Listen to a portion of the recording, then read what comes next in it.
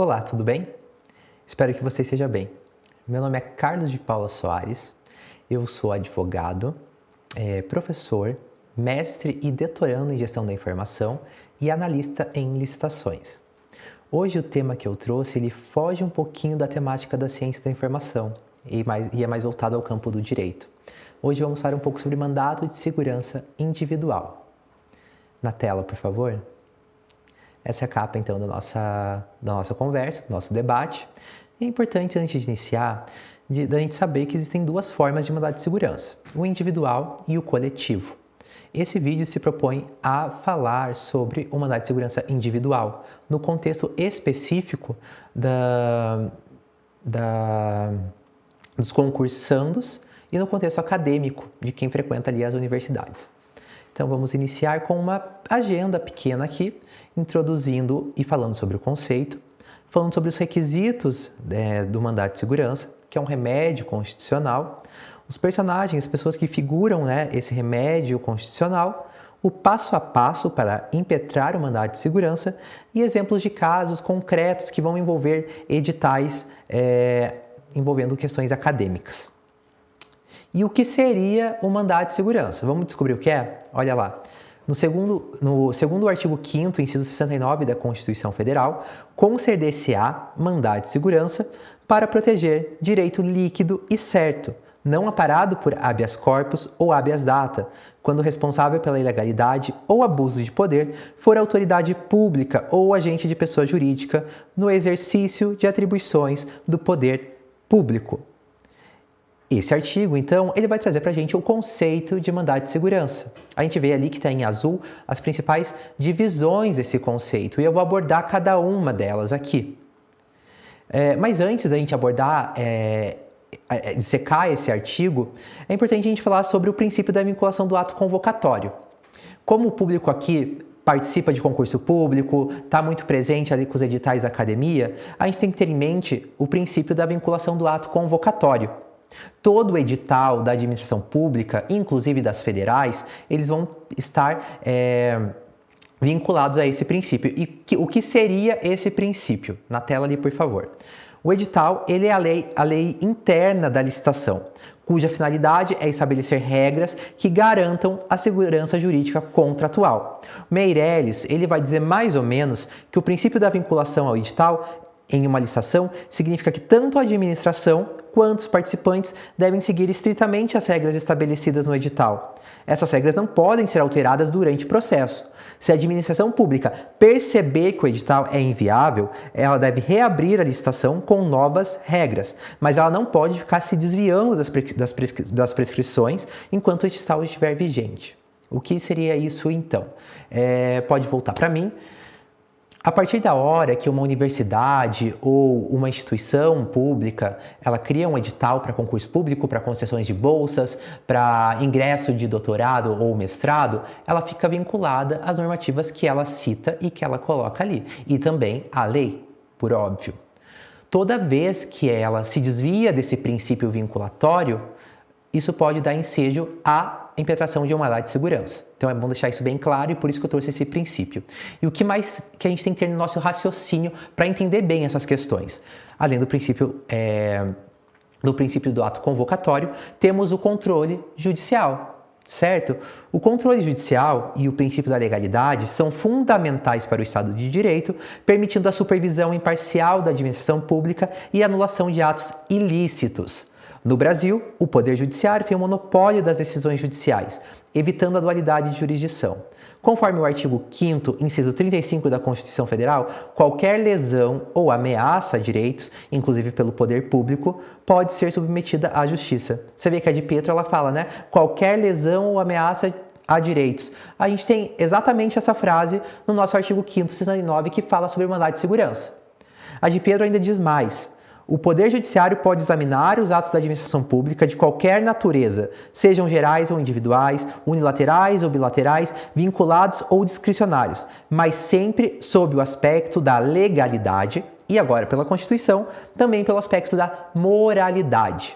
Então a gente tem dois prismas que o Poder Judiciário pode analisar esses editais. O primeiro, se ele está cumprindo os requisitos legais e o princípio vinculatório do instrumento público, e se ele é realmente moral. O Poder Judiciário pode entrar nesses aspectos de moralidade por conta do artigo 37 caput da Constituição, que vai ter ali os princípios que a administração pública deve seguir. Então a gente já tem aqui o seguinte raciocínio: existe um edital, temos que cumprir o que a gente coloca nesse edital, porque o Poder Judiciário tem legitimidade para poder anular esse edital, certo? Então vamos chegar na sequência e vamos dissecar agora um pouquinho sobre o mandado de segurança. Importante a gente ter em mente que o mandado de segurança ele tem algumas características próprias. A primeira é uma natureza subsidiária. Lembra lá no inciso 69 do artigo 5º, que fala sobre o conceito, que fala que quando não caber habeas corpus nem habeas data? Pois bem, o habeas data ele vai reger o acesso à informação. Sendo um caso de acesso à documentação ali que foi negado, a gente tem o habeas data para tutelar esse direito. Agora, se for uma questão de liberdade de locomoção, temos o habeas corpus. Não sendo esses dois casos, estamos diante de um mandado de segurança. Isso é a natureza subsidiária. E também temos uma outra característica, que é o pagamento de custas ao advogado.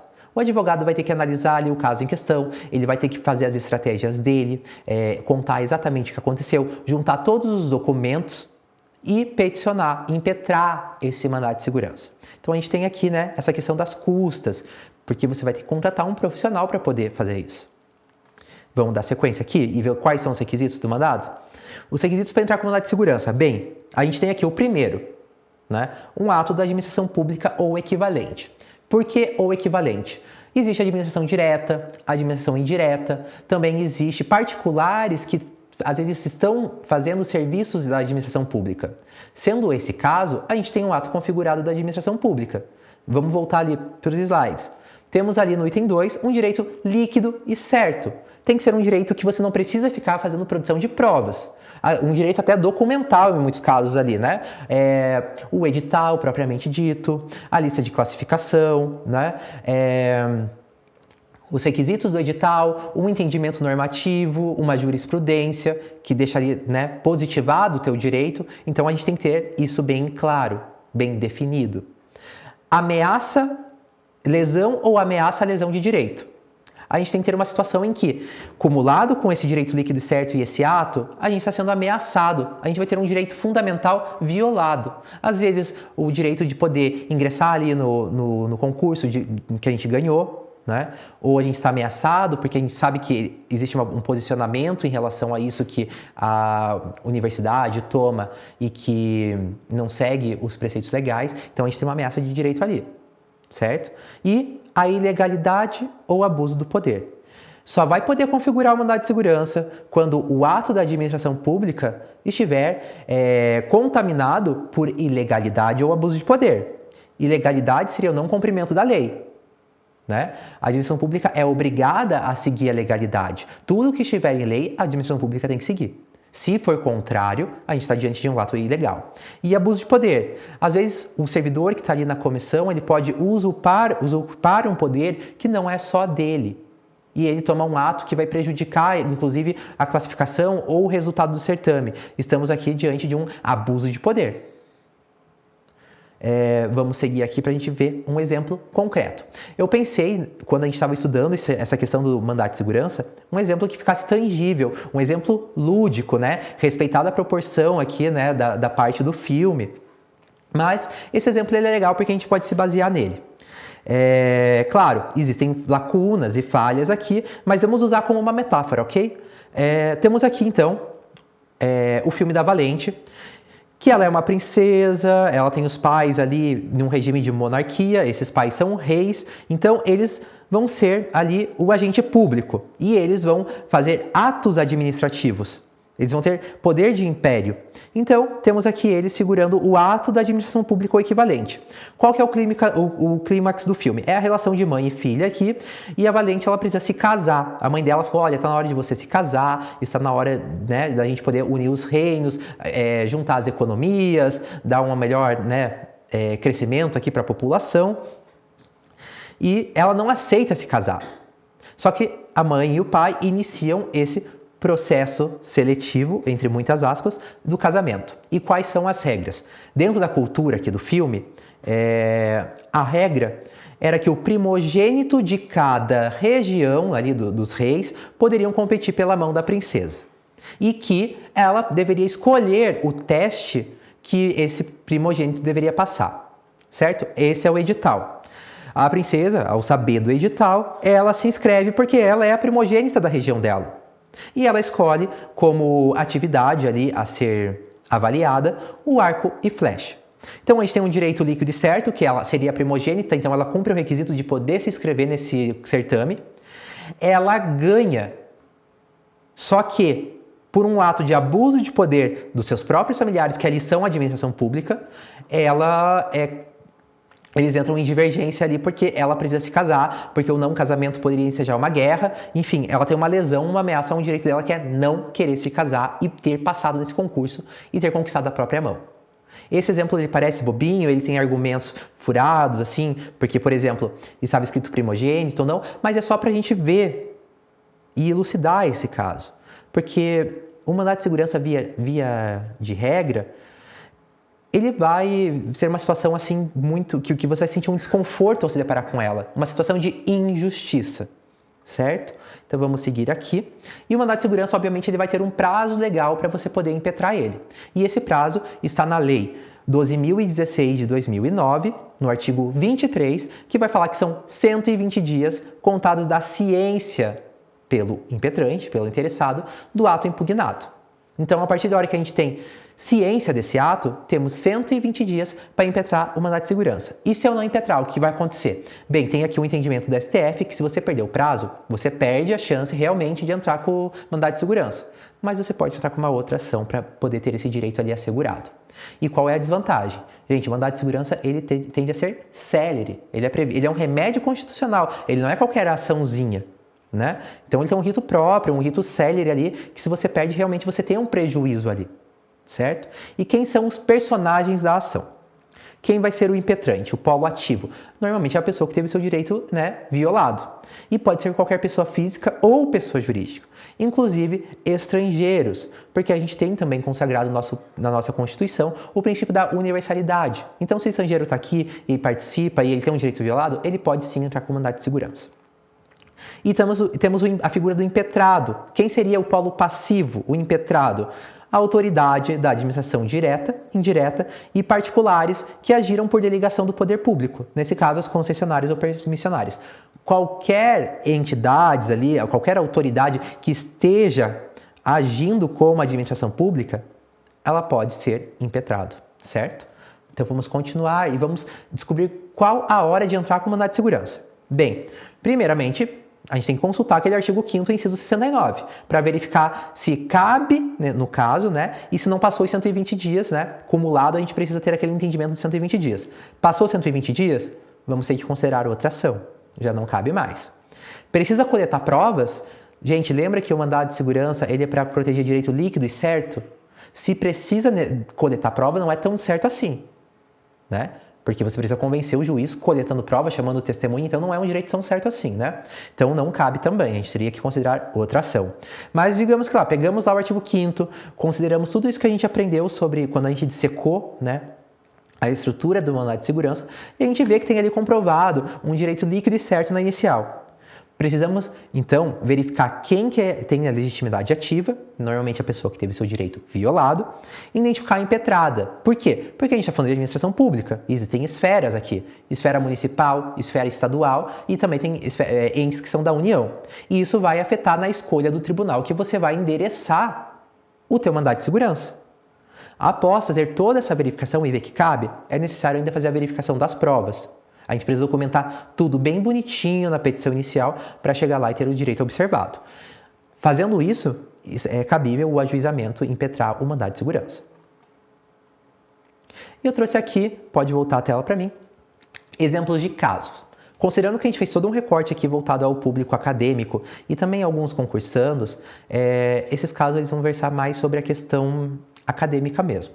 Então vamos para o primeiro. São dois entendimentos jurisprudenciais que tem aqui, e eles são bem comuns no nosso dia a dia. O primeiro é a questão do contrato temporário, professor substituto, exceção à regra do artigo 9º, inciso 3º, da Lei 8.745 de 93. Contratações feitas por entidades distintas para cargos igualmente distintos, possibilidade. O que acontece aqui? Quando a gente está falando de PSS, existe um período de geladeira. Digamos que eu passei como professor substituto na Universidade Federal do Paraná e atuei lá por 2 anos, né? Fiquei lá e acabou meu contrato, né? Ele é temporário. E eu pretendo tentar numa nova instituição, na UTFPR. Perceba, é uma outra instituição. E eu espero, sei lá, sair um edital depois de 10 meses. E eu tento e passo em primeiro lugar, sou convocado, né? Eles falam, você não pode. Você tem um período que você tem que observar ali de 24 meses para poder ser PSS de volta. Está certo isso? De acordo com o entendimento do TRF4 e dos tribunais, não configura quando é outra instituição. Você não está tendo um mesmo vínculo ali que você pode daí configurar como efetivo e dar algum problema. Não, você está indo para outra instituição. Então é plenamente possível. A gente tem aqui o informativo do Superior Tribunal de Justiça, o informativo 540, na tela, por favor.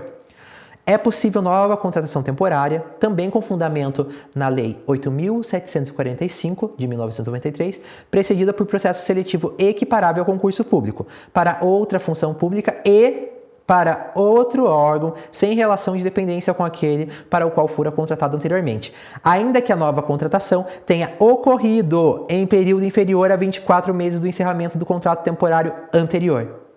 Viu? Isso é um entendimento consolidado. E as universidades ainda se recusam em adotar esse entendimento.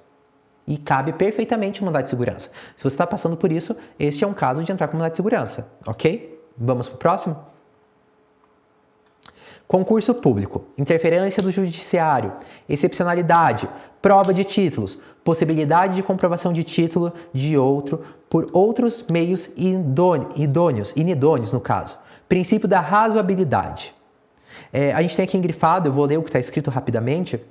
Quando a atribuição de pontos em razão da conclusão de doutorado, importa referir que o Superior Tribunal de Justiça firmou posição no sentido de que é válida a certidão de conclusão de curso ou diploma para fins de comprovação referente à prova de títulos em concurso público. E, na ausência destes documentos, por entrave de ordem burocrática, pode o candidato obter a pontuação correspondente ao título, desde que demonstre ter concluído o curso em data anterior àquela prevista no edital, para entrega dos documentos comprobatórios da titulação. Esse caso ele pode repercutir em vários momentos do concurso, ali, do edital e do processo seletivo. O primeiro é a questão da pontuação para se classificar na prova de títulos ali. Um título de doutor tem uma pontuação maior que o título de mestre. Vamos usar o exemplo de que o edital ele abriu dia 29 de junho. Eu defendi o meu doutorado, fui aprovado, defendi minha tese, dia 26 de junho. E tenho a minha ata que eu fui aprovado. Vou me inscrever lá e eles falam, não, você não tem aqui a certidão de conclusão de curso ou o diploma. Então, você vai ser classificado como mestre. E por isso eu caio. Se antes eu ficaria no primeiro lugar com o meu título de mestre, de doutor, eu caio lá para, sei lá qual posição. Fico para trás e perco a vaga. Posso entrar com mandado de segurança? Deve. Você teve um direito violado aqui. Você não pode ser prejudicado por algo burocrático, por um entrave de questão administrativa ali de uma universidade. Isso é plenamente reconhecido. E essa questão também pode afetar na questão da remuneração. É muito comum que os editais tenham um segundo momento, em que tem um momento de classificação e um momento que chama para poder tomar posse. Esse segundo momento, a depender do edital, né, a gente tem que lembrar do princípio vinculante, então a gente vai ter que sempre ler o edital. Ele pode prever que no momento que você vai tomar posse, você pode apresentar o título novamente para fins de recebimento de remuneração. Um título de doutor, você recebe um valor maior do que um título de mestre. Digamos que eu faço o certame como mestre, passo em primeiro lugar. Dentro desse período ali, eu viro doutor. E está escrito no edital, olha, você precisa comprovar para fim de recebimento do doutorado no ato da posse. E antes do ato da posse, eu me torno doutor e tenho a minha ata ali. E eles recusam porque eles querem o diploma, ou porque não mostrei no momento da classificação. Posso entrar com mandado de segurança? Sim, você pode. Você tem ali o edital prevendo o momento, certo? E que foi descumprido. Ah, mas negaram com o recurso administrativo que eu entrei. É muito comum, não se assuste, procure um advogado, certo? Esses são 2 exemplos que eu trouxe, existem muito mais possibilidades da impetração de um mandado de segurança, e se você gostou ou passou por algo nesse sentido, deixa aqui teu comentário, traz mais questões para a gente poder abordar, e forte abraço!